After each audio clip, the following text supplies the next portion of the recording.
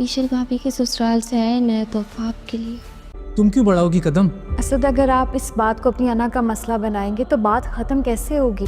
रिश्ते सब्र और बर्दाश्त से ही बनते हैं बेटा। मेरे बेटे जो है वो मेरा मान है। मुझे तो लगता है मुझे कोई बदला लेने की जरूरत ही नहीं पड़ी। खत्म करनी है तो वो लोग आए, तुम नहीं जाओगी। क्या दिया मैंने? अगर रिश्तों को बचाने के लिए कदम बढ़ना पड़ता है तो उसमें बुराई क्या है? छोटा भाई अगर बड़े भाई के सामने खामोश हो जाए तो ये उसकी कमजोरी नहीं, तरबियत। आयजा को तो बड़ी चालाकी से हर मसले का हल निकालना होता है और उसको अच्छा बनना होता है, क्योंकि वो चाहती है कि असद उसको बहुत ही अच्छा और बहुत ही अच्छी बहू समझे। तो अपने हस्बैंड के सामने अच्छा बनने के लिए वो एक नई चाल चलती है। अब वो असद से कहती है कि इस मामले को किसी न किसी को तो खत्म करना है, तो मैं ऐसा करती हूँ कि मैं जाके ईशल की माँ से माफी मांग लेती हूँ।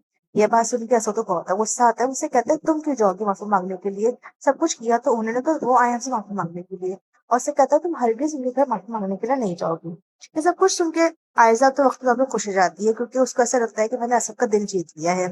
दूसरी जानिब ईशल की माँ ईशल के लिए एक नौकरानी को भेज देती है ताकि वो उसकी टेक केयर करे और उसका हर जो सारे काम है वो सब कुछ कर सके। ये सब कुछ देखकर अनाया जो है वो आयजा से कहती है कि मुझे तो किसी भी किस्म का आपसे बदला लेने की जरूरत ही नहीं है, सारे बदले तो ईशल भाभी ही ले लेंगी।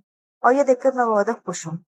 दूसरी जानिब ईशल जब सब कुछ देखेगी कि उसकी माँ की वजह से बेइंतहा मसला हो गया घर में और आशा भी बहुत ज्यादा डिस्टर्ब है, तो वो जाकर अपने ससुर से माफी मांगती है। उसे कहती है कि मेरा ऐसा कोई भी इरादा नहीं था और ये सब कुछ उन्होंने किया है, तो मैं उनसे आपसे माफी मांगती हूँ। तो उसके ससुर उससे यही कहते हैं कि तुम बिल्कुल मेरी बेटी की तरह से हो, और अगर बड़ा भाई के सामने छोटा भाई खामोश हो जाता है तो उसका मतलब ये नहीं होता कि वो उसकी साथ इज्जत नहीं करता है, कोई और बात है, बल्कि वो उसकी तरबियत है। क्योंकि अच्छी तरबियत ही बात बताती है कि छोटा भाई जो बड़े भाई के सामने आवाज ऊंची नहीं करेगा।